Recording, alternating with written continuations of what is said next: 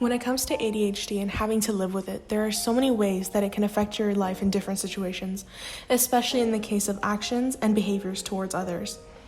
This can range from being home with the family, to helping clean the house, to going out with friends, to having school or work and homework, to your actions in public and even at home, all the way to, and also your behavior in school, social, or job settings.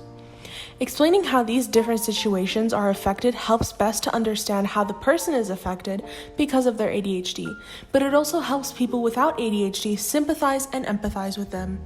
Making decisions and having to plan ahead of time are things which do not sit well with most people who have ADHD. The instinct of making decisions out of the blue, not thinking of the consequences or who it may affect, is how it mainly goes. But it is never intentional.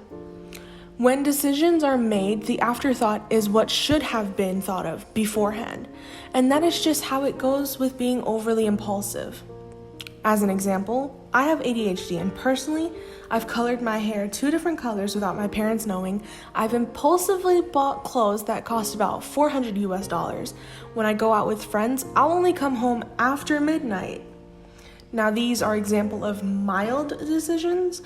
It could be a lot worse, like driving underage without parents knowing, but I did grow up with strict parents, so that would never work.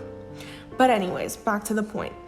Now, all the decisions made, I never thought of how it would affect me or my parents, and that's how it goes. Consequences are never a thought until afterwards.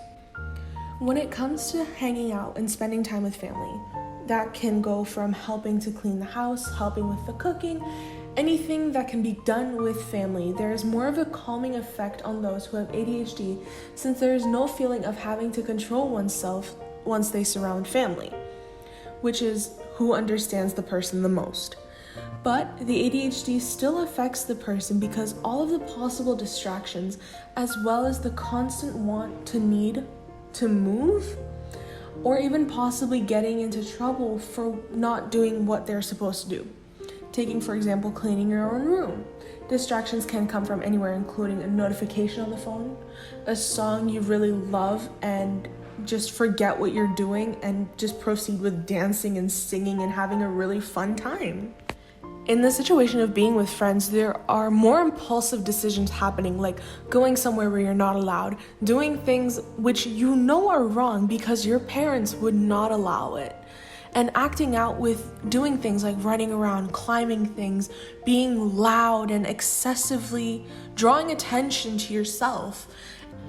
In the sense of school, the biggest impact is the hyperactivity and the lack of attention, as well as the procrastination.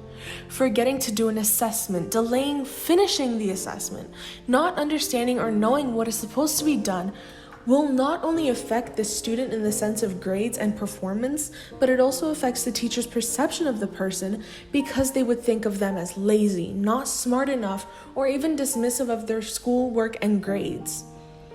This is really not the case. People with ADHD are extremely smart, but with the way schools teach and the way the schooling system tests students' knowledge with memorization, tests, written reports, and the constant assessments, is not necessarily how a person with ADHD would best express their knowledge. The best kinds of jobs for people with ADHD is not only what they're most interested in, but also where they get to move around a lot. For example, being an electrician, where you get to climb the poles and solve the puzzle of how to fix the electricity lines, or even taking the risk and hanging out of a helicopter, again, fixing the lines. A job where there is constant movement, but the person is interested in what they do, is the best option, as the inattentiveness and the daydreaming during conversations takes place, essentially losing focus and not retaining or understanding what the conversation, class, lecture, or assessment is about. Again, losing time and instructions or the social setting.